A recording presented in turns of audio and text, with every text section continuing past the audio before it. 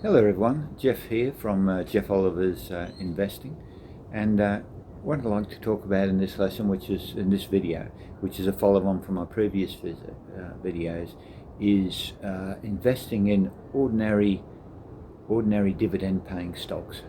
Okay, and the reason I'm doing this is to help people out who maybe don't know what shares are, never really considered investing in them, because I think they really are a great tool for investing and building wealth, particularly for the ordinary person who's maybe on the medium wage, or dealing with all the struggles in life, but still wants to build a bit of wealth and passive income. And it is possible. It is very possible. It's not just for billionaires and multimillionaires. The average person can do that, and over time, progressively, we can get wealthier and wealthier and build up a passive income stream.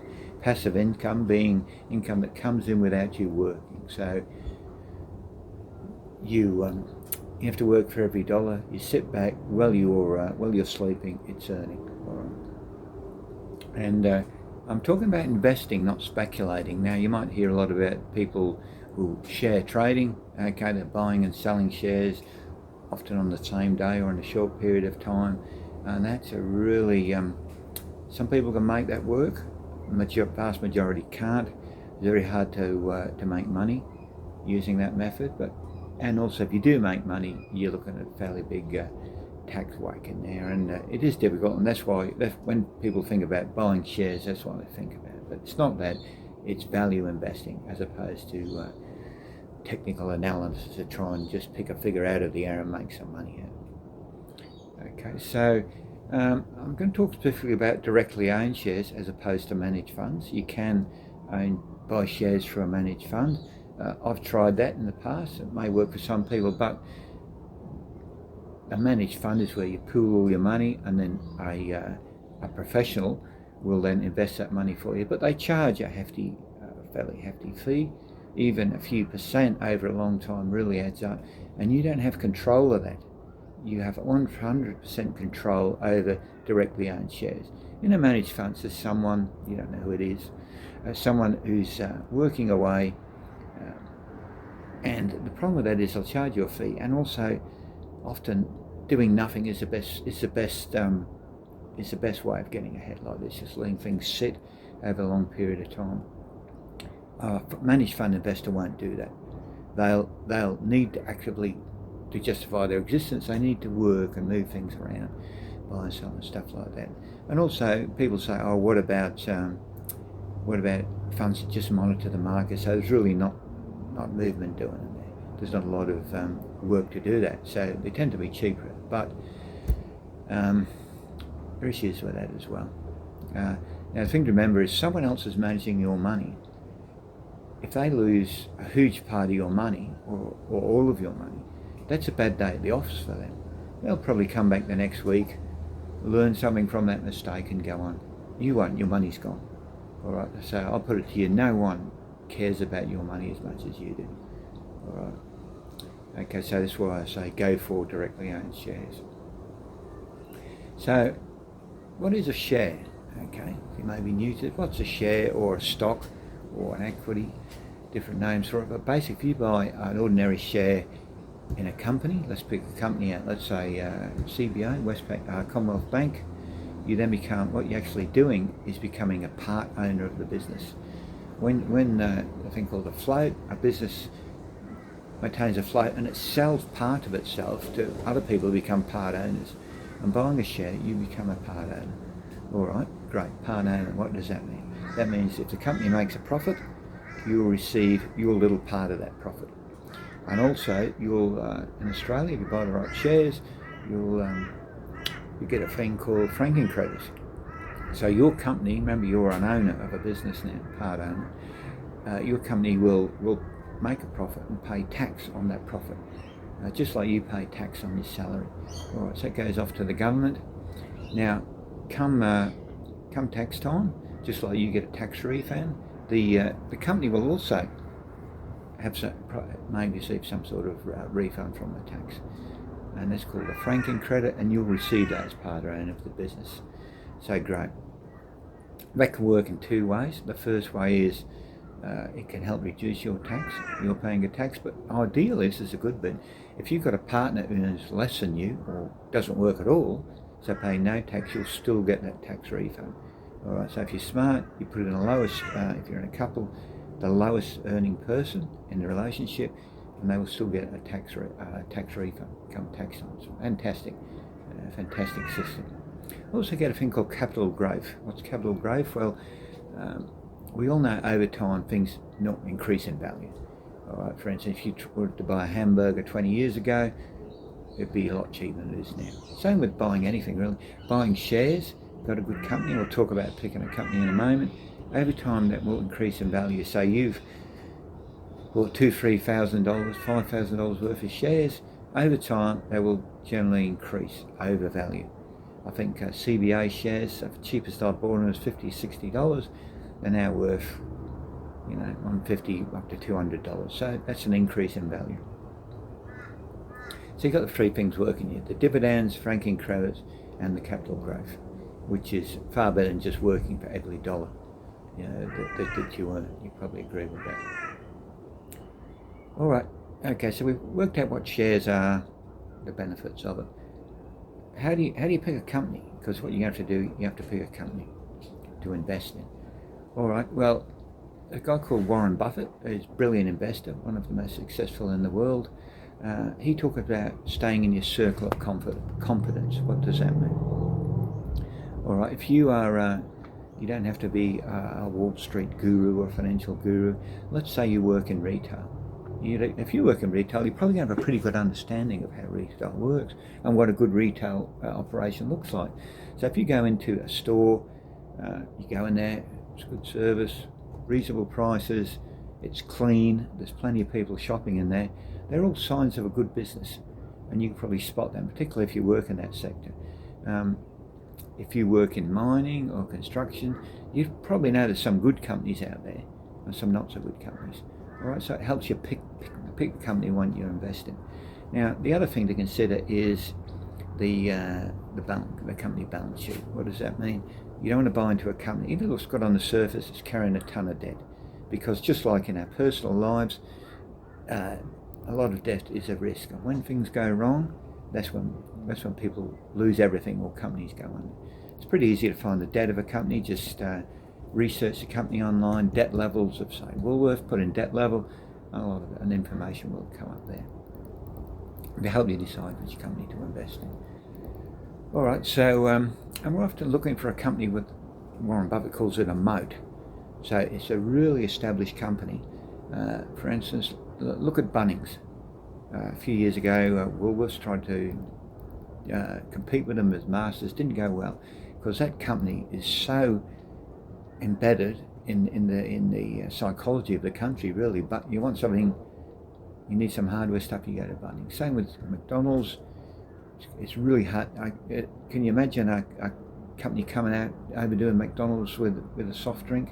Coca-Cola with a soft drink, or McDonald's to take away food. Yeah, and look, nothing's 100%. That may well, someone might come out with a new burger chain and do over McDonald's, but wow, it's highly unlikely. So you're looking for good companies, good balance sheet, and preferably with a moat. All right, so we identified a few good companies. How many companies? Now, there's a lot of misinformation floats around. I mean, not misinformation, but people have different ideas, and the big thing is always, I've got to diversify, spread our money over a large range of, say, 20 or even 30 companies to reduce the risk. All right, well, that will reduce your risk of losing everything, because it's highly unlikely all 30 companies are going to go under. But also, it reduces your profits, because it's highly unlikely all of those 20, 30 companies are going to go really well either. All right, so finding a good company, you can maybe suggest maybe 5 or 6, 3 to 6, around that range of good companies. Why 3 to 6? Because finding a really red hot, good company, good profits with a moat, isn't that easy. You'll probably find 4, 5, 6 companies in Australia in that position. You're never going to find 30. There's just not 20 or 30 red hot companies out there. So if you smaller number of companies, do your research, and you've got a good basis for a portfolio there. Portfolio meaning all your different types of shares in one bucket. All right, so we're going to go into shares. We'll just pick up some companies. How do we actually buy them? It can be a bit daunting, and in the past it was. That's why only really quite wealthy people invested in shares, because you had to get a stockbroker. It was quite expensive and complicated, an ongoing thing. But now things have changed with technology. We now have low-cost platforms. Westpac has them, Commonwealth Bank, most of the banks will have them. And it's just a matter of, we're probably familiar with your online banking. You have your tiles on there, so you'll have your credit card, your savings account, and set up with a bank, you'll have a share trading tile there as well. We talk about trading generally. Under this system, we're really talking about share buying and holding for a very long time. All right, so get that set up. You go into the trading share tile, and there'll be a system where you put in your company name in there. So Coles is COL. It's not hard to find. That's called the ticker name. Not hard to find that ticker name. Just Google it. Go in there. You put in the amount of shares you want to buy.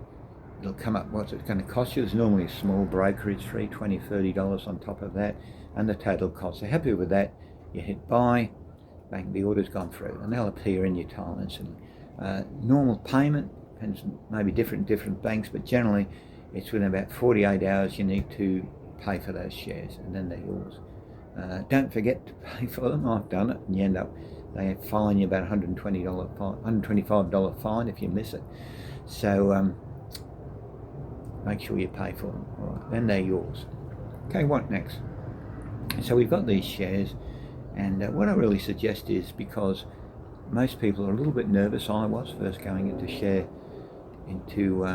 buying shares, and actually a little story how I came into shares myself. My wife and I, we were in the NRMA, the road service in New South Wales, and when they privatised, they floated and they sold off shares, and we received these shares. We didn't buy them, we just got them in the mail, and I just hung on to them for a few years, and I noticed, hey, hang on, twice a year money's coming in and I'm getting franking credits, and did that for a few years, and I thought, well, this is great, it's not really that stressful or hard at all. And then I went into buying shares. So the reason for that long story is that I wouldn't go in all in at first. Buy yourself a couple of $1,000, $5,000 worth of shares in your companies, and then do nothing for a year. And time is the key with all of this. Time is the key. All right. And what you'll see over the course of 12, 18 months, 2 years, there's money coming in from your shares without even working. This is great. Tax time, you're going to get some money back at tax, and you'll see those shares go up and down in value over time, which is perfectly normal. But generally, shares over a long period of time, it's a trajectory thing. They'll go up and down, but the general trajectory is up, as long as you've picked the right companies, and you'll gain a lot of confidence going from that. Okay.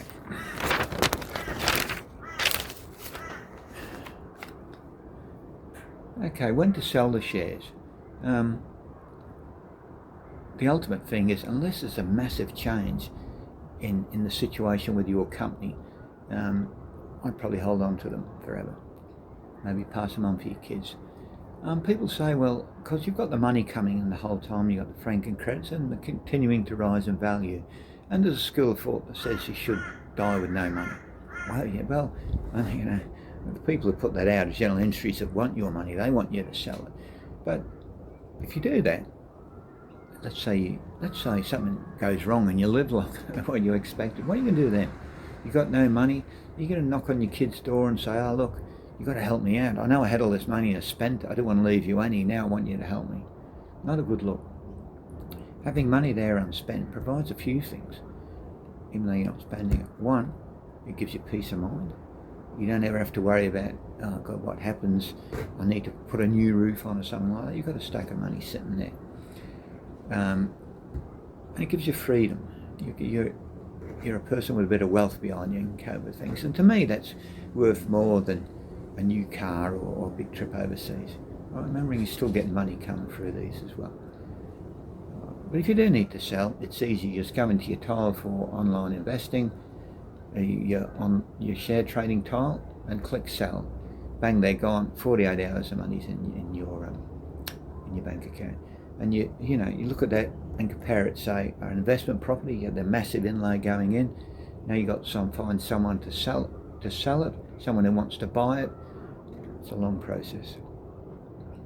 All right, share investing too is very tax effective over the long run, because after 12 months you get a 50% discount on at the time of this video, 50% discount on the profits you make on it.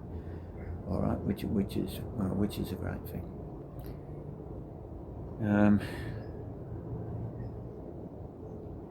Okay, just finish that up. So, look, this advice may or may not suit you.